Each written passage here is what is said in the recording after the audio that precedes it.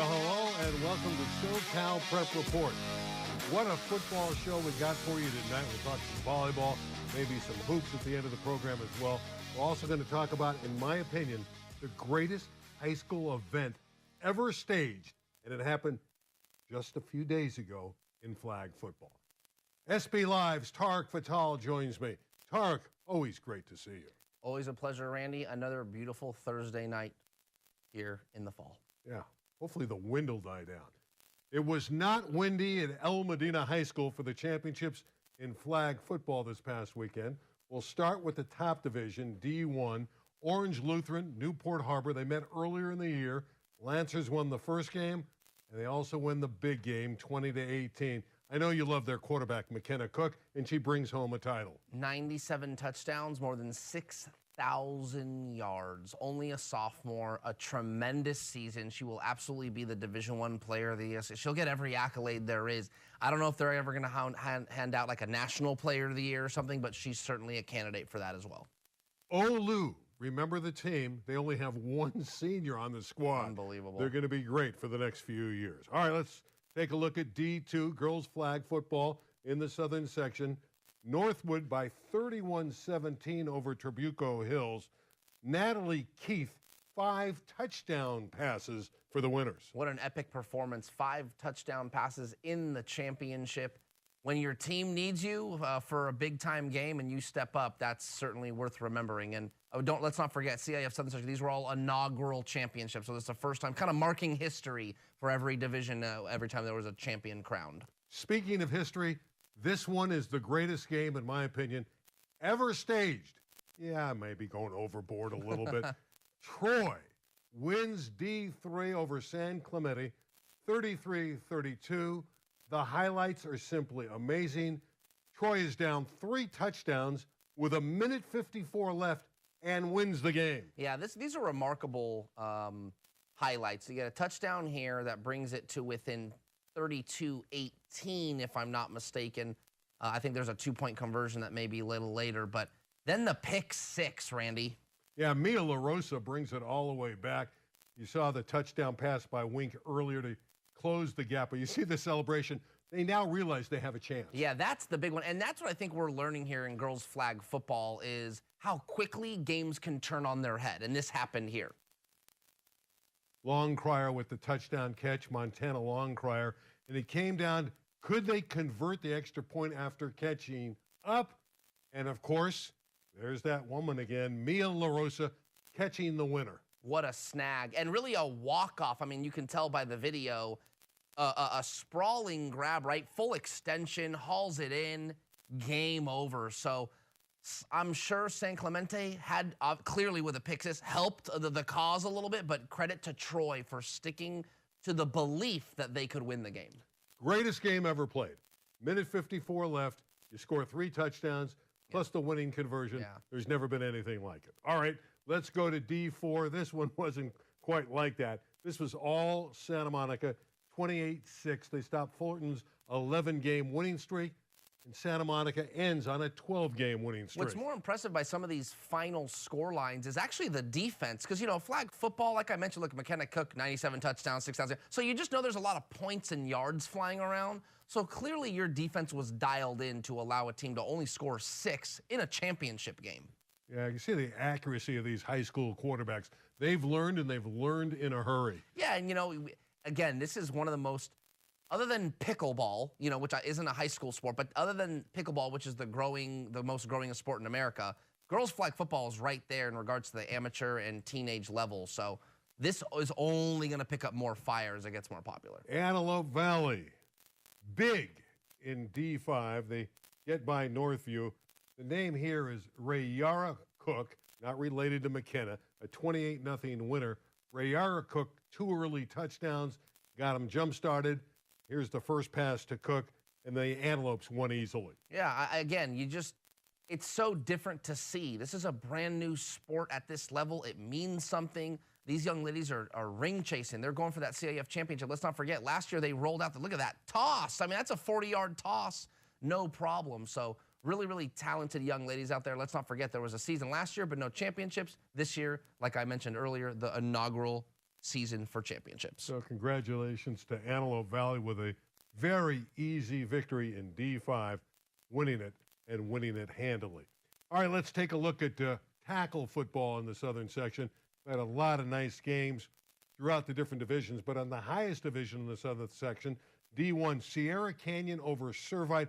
Really not a surprise. Maybe the spread a little bit, but most people thought the Blazers would win. Yeah, this was a game that Sierra Canyon had played at home, and I think Servite just lost some steam at the end of the year. The scores were kind of concerning, and so I felt that the team more confident coming into this game was Sierra Canyon, and they showed that. These are opening round games in D1 in the CIF Southern section. Here's a team to look out for.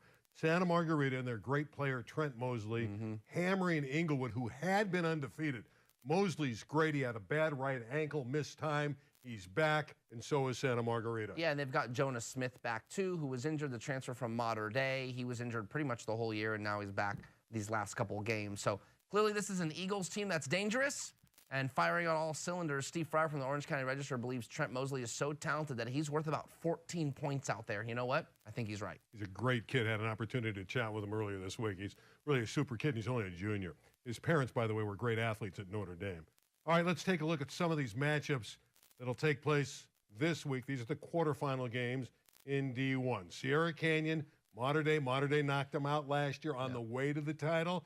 Does Sierra Canyon have a chance this year? You know, I hate to say this about my guy, John Ellinghaus, but Mater Dei is just, they are just an absolute juggernaut. Would I say they have no chance? No, of course not. It's why you play the game, but certainly an uphill climb for the Trailblazers. Santa Margarita, they got a shot at Bosco. They lost to them earlier in the year, 13-0, but Mosley didn't play in that game. So what happens here? Right. There seems to be this eerie, wait a minute, you know, this game might be a little different this time around, and it's very, very possible because Santa Margarita has firing on all cylinders. They got Trent Mosley. It's going to be an interesting game. I wouldn't be surprised if Santa Margarita were able to knock off St. John Bosco. They're playing freely, Randy. They have really nothing to lose. And everything to gain. All right, how about FanDuel's game of the week this week? It'll be Corona Centennial and Mission Viejo. These are two of the top teams. This is an unbelievable quarterfinal. This is the public school Super Bowl. That's how I'm labeling it. I actually talked to Chad Johnson last night from Mission Viejo. Coach, you know, two public schools, you know, what do you think? Of course, Corona Centennial's kind of been the mainstay. And he goes, you know, look, we're not trying to be the best public school in the land. We're trying to be the best school in the land. And so they have higher aspirations, not just to catch Corona Centennial, which has been the public school powerhouse for the last decade or so, maybe even longer than that under Matt Logan. But here comes Mission Viejo. They're a very good team. Yeah, the Huskies lost their first two games, but to powerhouses, they've run off 8 in a row. They're very dangerous. Longstreet, their quarterback, is healthy. Should be a wonderful game against Mission Viejo. And the final quarterfinal game is J. Sarah at Orange Lutheran. This is another really good game. Two Trinity League rivals. Yeah, this is another rematch, and I just think Orange Lutheran is destined for that semifinal game. I give Rod Sherman the edge. And, you know, I also forgot to mention Rod Sherman is the assistant coach for the girls flag football team.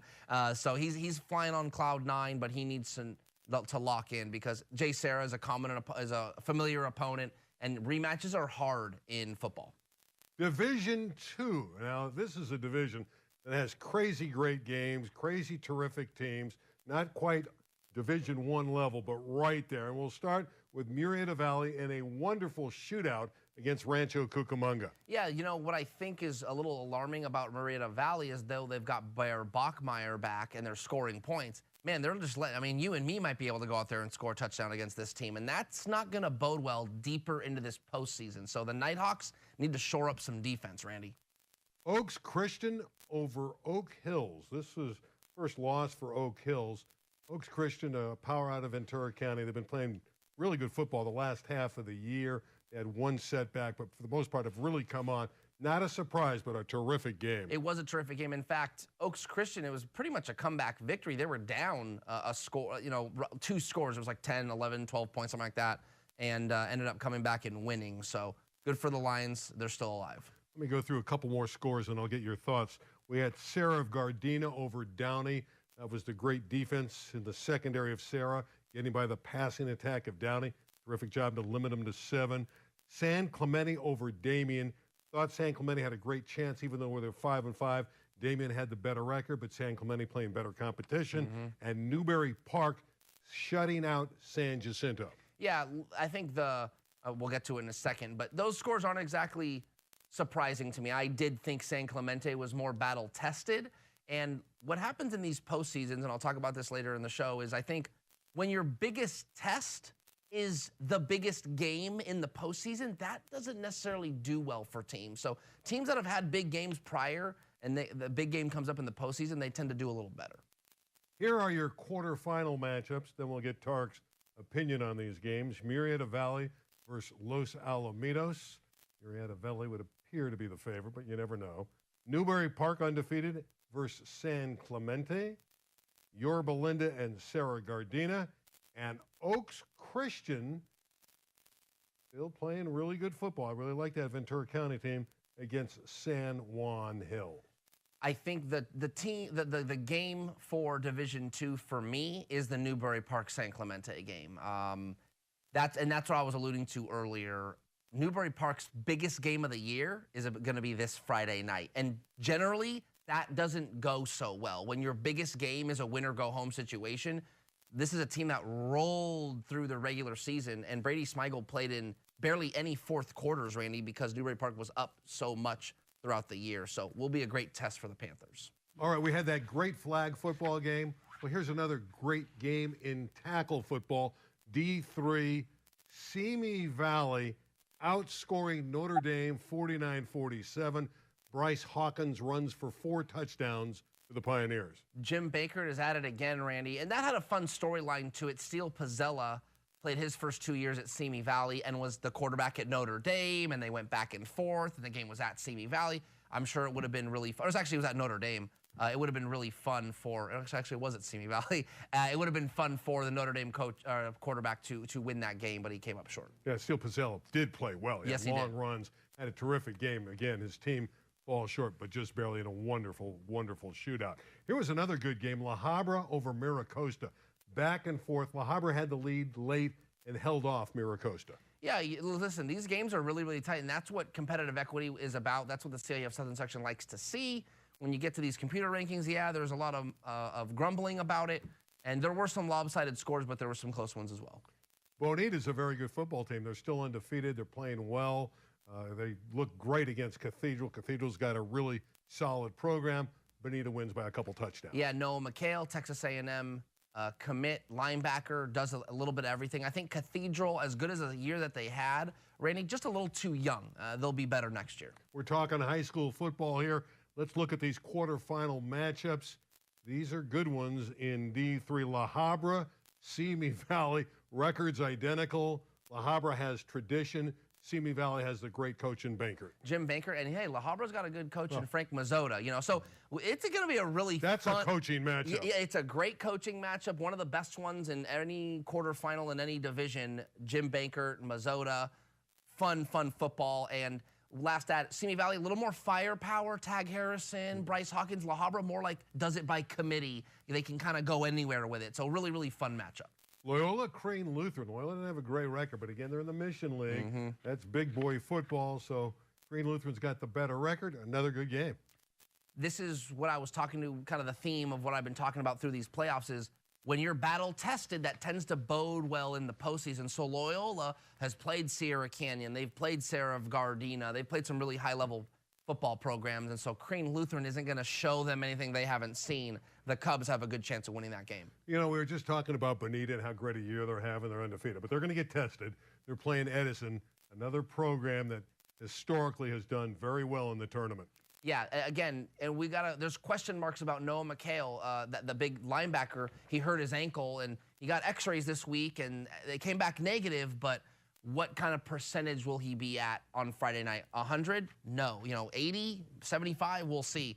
I think Edison's another team. Remember, they play in the Alpha League, Randy, with Mission Viejo and Los Alamitos, so they're also battle-tested.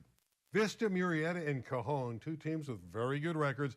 Obviously, if they've made it to the quarterfinals, they have a chance, and this should be a very good game. Yeah, that's a really good game. Kind of, out same neck of the woods, per se, in regards to a local matchup. And Cajon is on the rise. They're on the uptick. They are clearly playing the right brand of football right now. Vista Murrieta comes from a good league with Corona Centennial and so on. So really, really good game.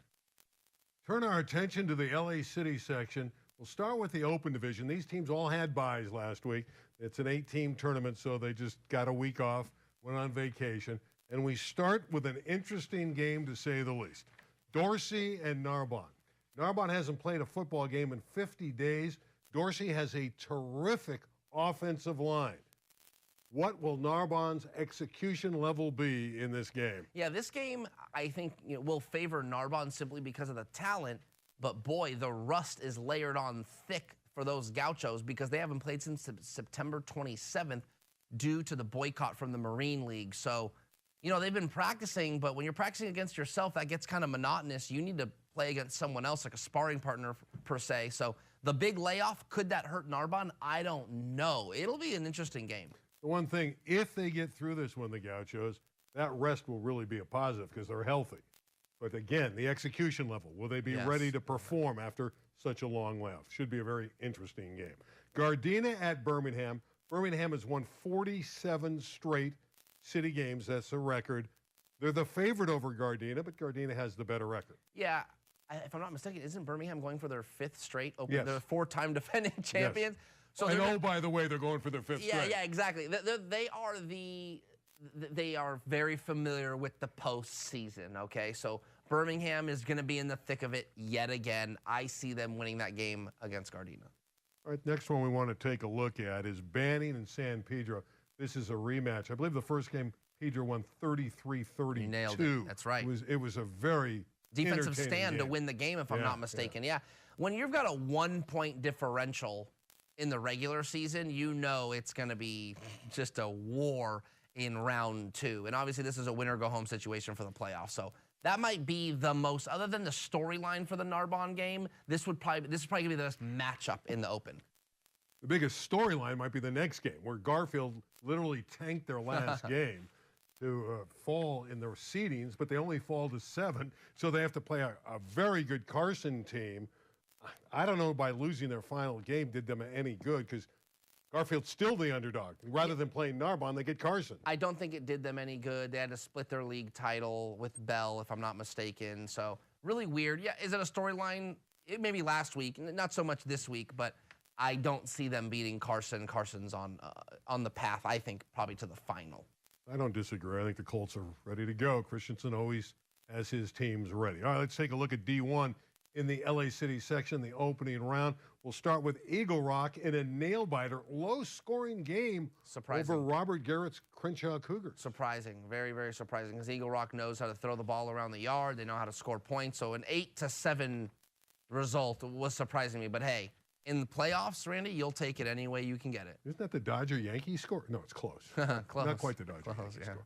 How about the next one? A very entertaining football game in the city section. Let's bring that one up. We were there last week at Bell.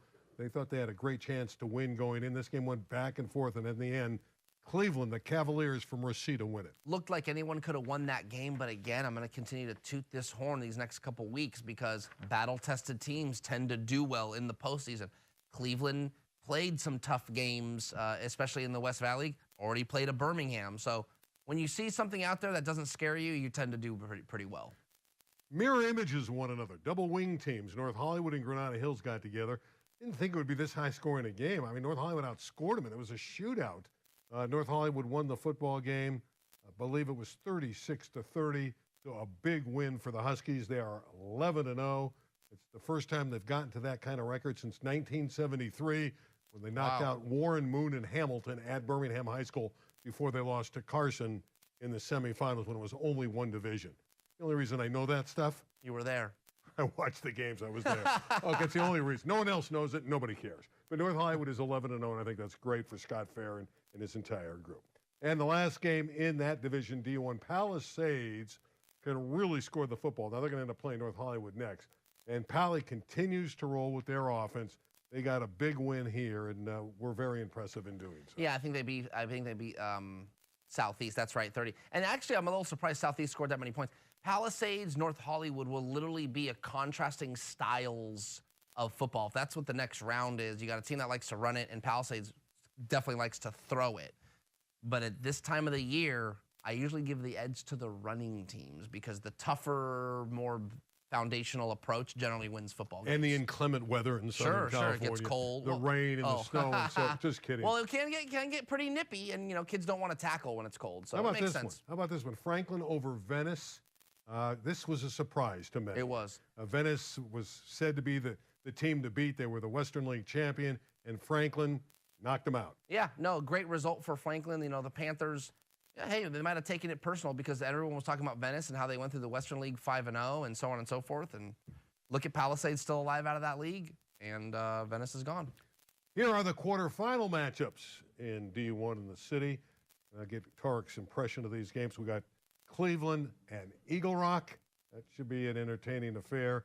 Eagle Rock would be the favorite, but Cleveland has that ability coming out of the West Valley to play against some of these strong teams and do well in the tournament.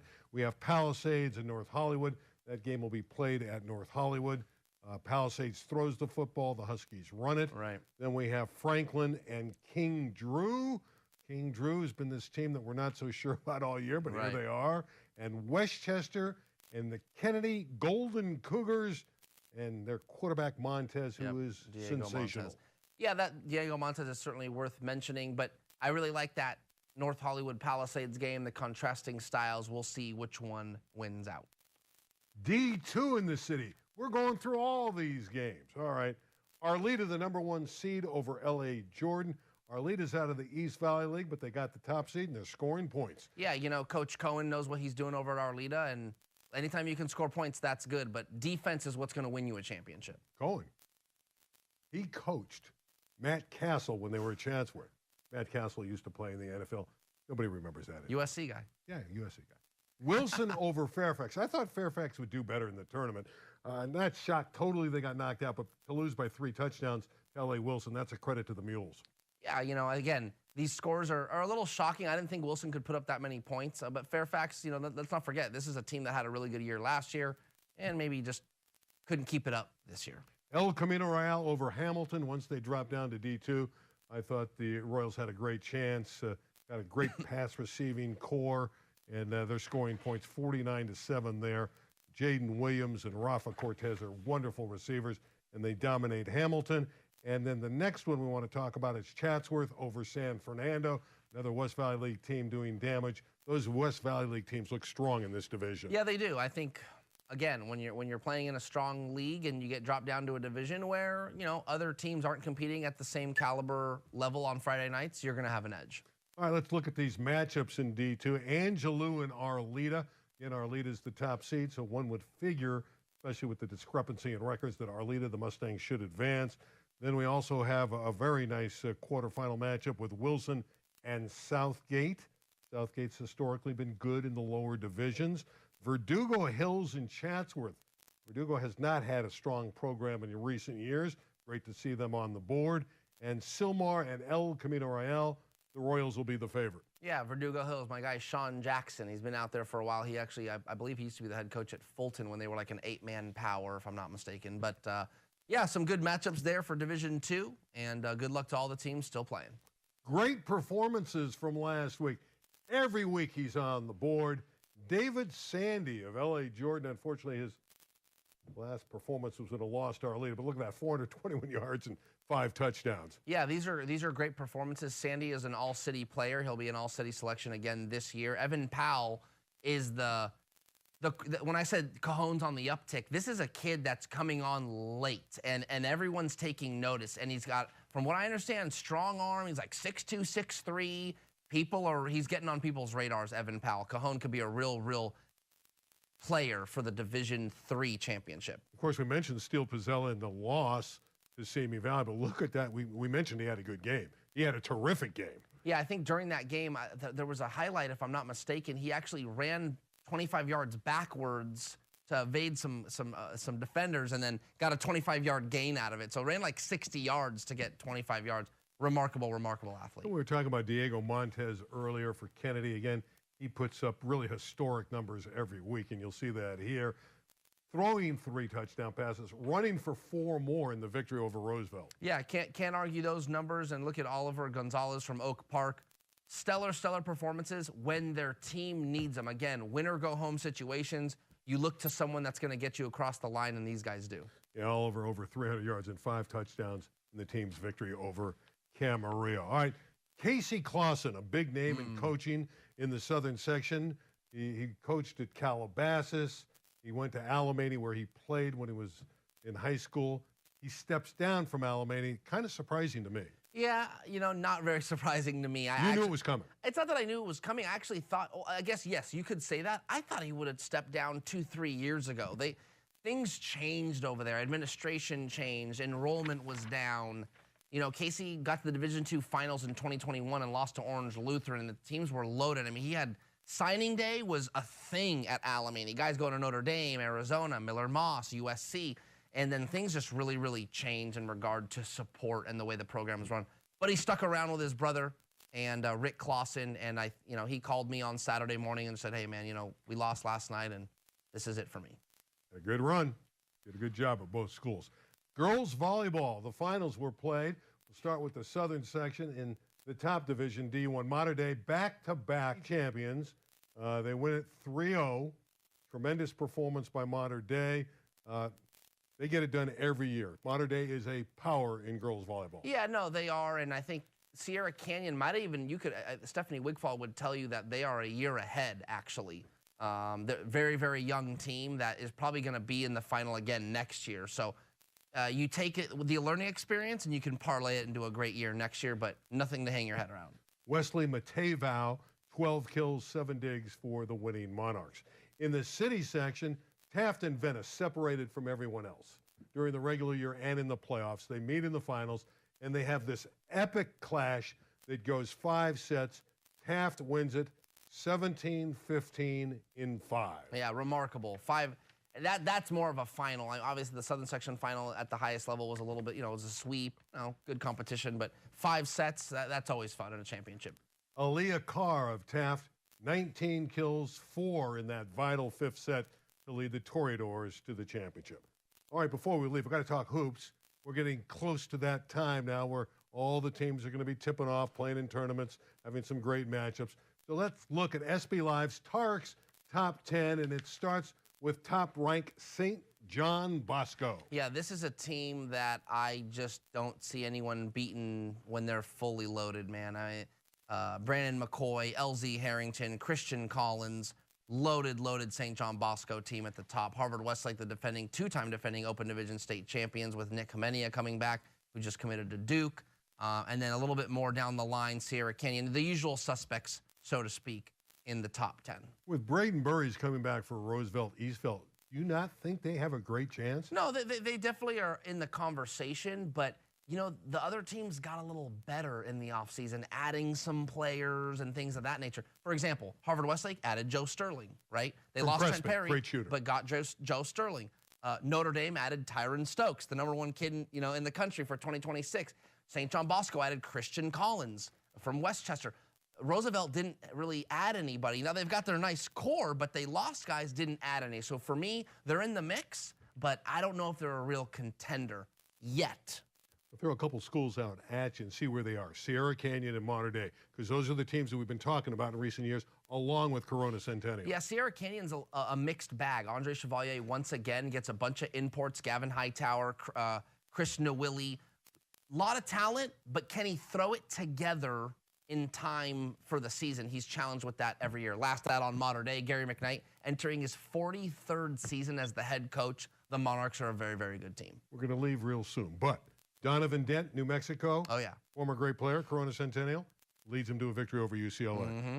Jared McCain, former great player, Corona Centennial. 24. Putting up numbers for the 76ers. Career high. And Robert Hinton of Harvard Westlake, now at Harvard, lighting it up. Yeah, I think his debut, he had 20-plus points and led them to victory and was dunking on people. So standout performances from high schoolers now at the college level. All right, time for you to throw your paper. We're done. That's going to do it. Great show. We had a lot of fun with all that football.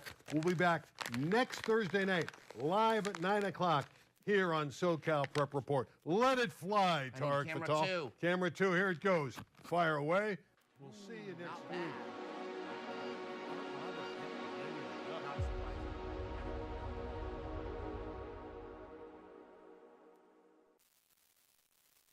You're watching LA 36, television dedicated to life.